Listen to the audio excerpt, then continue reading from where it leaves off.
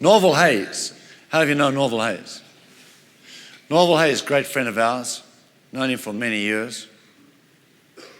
He's going to speak here in our church in 1983, 84, somewhere around there. And he came to South Africa.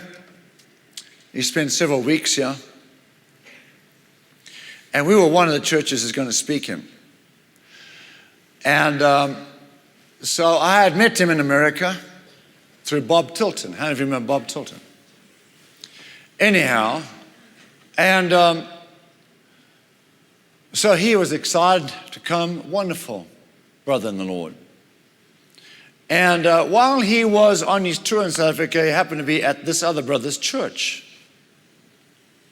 Anyway, 5 years ago, I invited him to come and speak at a celebration in San Antonio.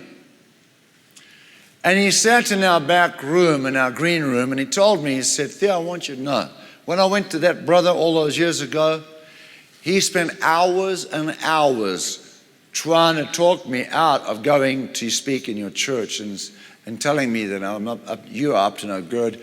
Don't be associated with him. You'll regret it in the future. Don't go. When we started building that building that we sold, the last building, you know, we built that in 17 days. How many of you know that? If you knew that, raise your hand. The congregation built that building in 17 days. We did not have drawings from any architect. We had no approval from the city on anything. In fact, the owner of the land was on vacation. In case you think I've lost my mind and I'm telling you stories, it's a fact. You can tell I knew a whole lot about building requirements. The owner of the property, we signed a contract with him to put a tent up and raise money to purchase the property, and we signed an agreement to buy it. He went on vacation while putting the tent up. He came back, there's a building there. 3 weeks later, I saw him. I was on the property the morning. He came with his little scooter out of his house, and he drove towards, because it's 33 acres, he drove towards the tent, and he stopped about 300 yards, 250 meters, and put his feet down, had his hands on the handlebars, and he just sat and looked at this building. We already had church, nochal.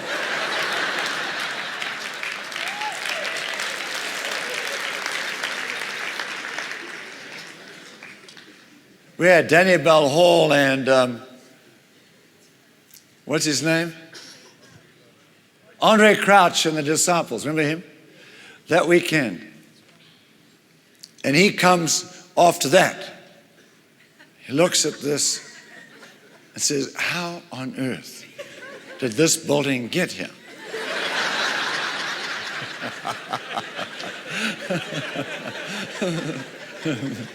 Well, the whole congregation came out and started working 6 in the morning until 11, 12 o'clock at night.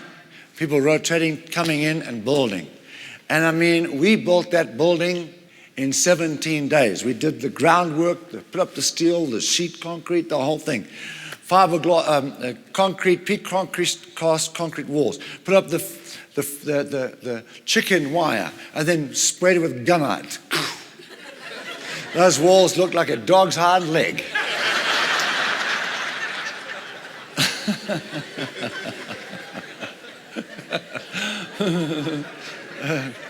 That's embarrassing, but it's the truth. Let the truth be told. And the ladies brought us things to eat while we were working. Hannah Law was up on the scaffolding. Me. I was up on the scaffolding working all hours of the night. Anyway, God supernaturally built that building. And we had some contractors who were doing certain things that we paid to come in as well.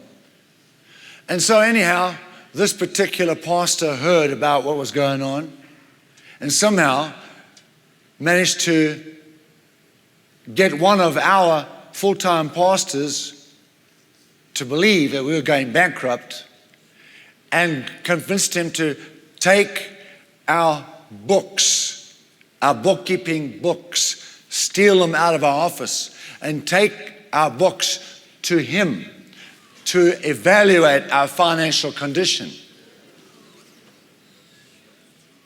And they disappeared. Annette, is this true? Raise your hand. Absolutely. They disappeared for 4 days. Then mysteriously, bang, there they were on the desk again. I mean, we searched everywhere for those books. We turned everything upside down. 4 days later, bang, there they are, right on the desk. In the accountant's office. And this pastor then, having decided that we were bankrupt, called some of the contractors and said, listen, this pastor is bankrupt. You better go now. Don't do any more work. And so they left. And we were building, and you can understand we had a deadline to meet. And so when they didn't come back the first day and the second day and the third day, I called them. I said, hey guys, what's going on? Oh no, we were told by so-and-so that you're bankrupt and we should leave now. We're not going to get our money. And I said, look, have we stopped paying you? Have you got your money on time? Yes. Well, come on back.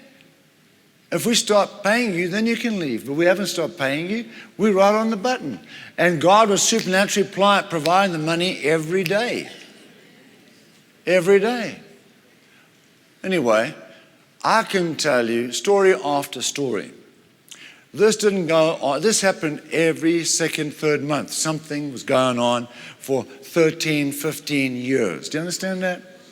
And so I would forgive this brother and get on my knees and pray and forgive him. And then something else would happen. And that was like that old wound was just dug open again. As it's healing, a scab's forming, and you just pull the scab off, put another knife in there and twist it again. And I knew that my life depended on me forgiving him. I knew if I had any grudge, any resentment, any bitterness, any unforgiveness, I was dead in the water. I would be destroyed by Satan. My ministry would be dead. I would never survive. Never survive. The minute you don't forgive, every thought you receive is from Satan and you think it's your own, and he starts lying to you and deceiving you, and your efficiency drops, and eventually you become worthless. No anointing.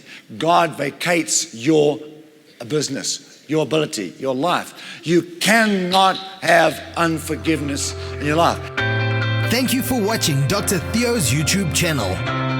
We will continue to offer encouraging and life-changing highlights from Dr. Theo's past, present, and future series and messages. Please take the time to like and share the videos.